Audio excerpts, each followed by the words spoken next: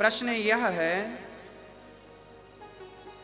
कि अक्सर देखने को मिलता है कि अच्छे लोग, पुण्यात्मा लोग, भक्त लोग दुखी पाए जाते हैं, जबकि पापी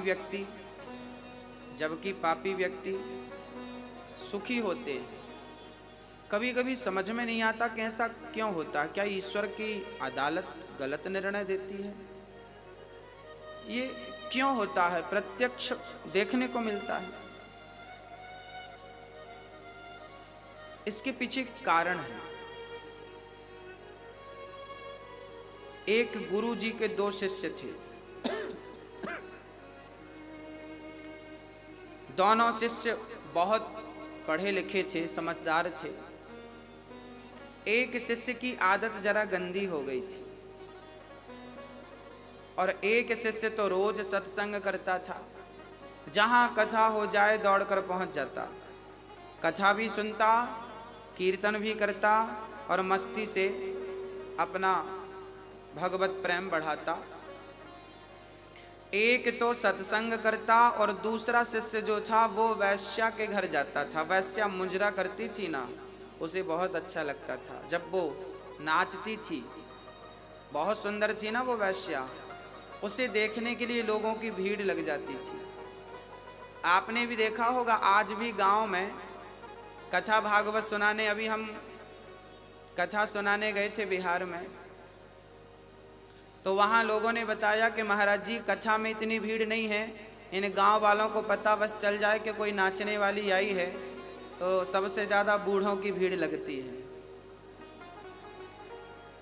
ये बूढ़े लोग ना पता नहीं क्या देखना चाहते हैं, इनकी आंखें बड़ी प्यासी हैं। बहुत गंभीरता से समझिएगा, ये जो आंखें हैं ना आपकी, शरीर पूरा होने को आया पर अभी तक देखने की इच्छा पूरी नहीं हुई। आज भी मुजरा देखने का मन कर रहा है, आज भी नाचने वाली को देखने का मन कर रहा है, आज भी सुंदरता पर मन लट्टू है। एक सुंदर स्त्री गुजर रही थी, किसी ने कहा वाह कितनी सुंदर है।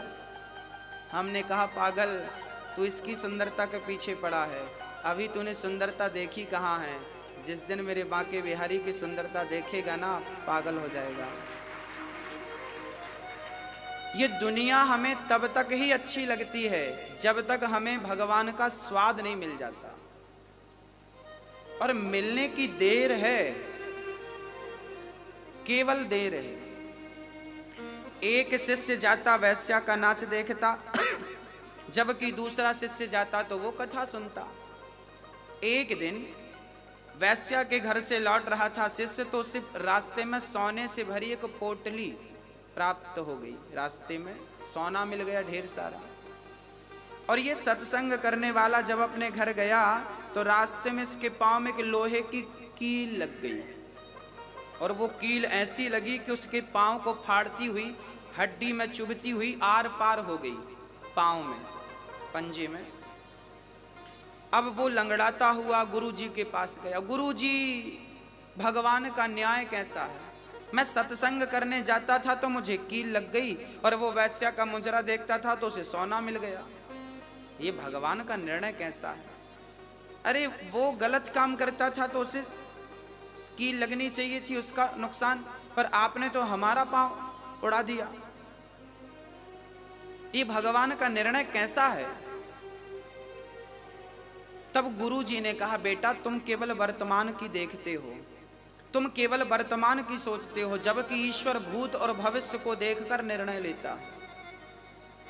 हमें पता नहीं कि कल क्या होने वाला है, लेकिन भगवान को पता है कि कल क्या होने वाला है। तो गुरु जी ने कहा, बेटा वो जो तुम्हारा मित्र था ना जिसे सोना मिला, आज के दिन उसे बहुत बड़ा खजाना मिलने वाला था। आज के दिन वो राजा बनने वाला था, पर वैश्या का संग किया, समय का दुरुपयोग किया, उसका पुण्य क्षय हो गया। और भगवान ने कहा कि इसे राजा बनना था, क्योंकि पिछले जन्म में इसका पुण्य ज्यादा था, इसे राजा बनना था, पर वैश्या का संग कर करके इसने सारा पुण्य खत्म कर लिया। इतने से सोने से इसे तसल्ली करनी पड़ेगी।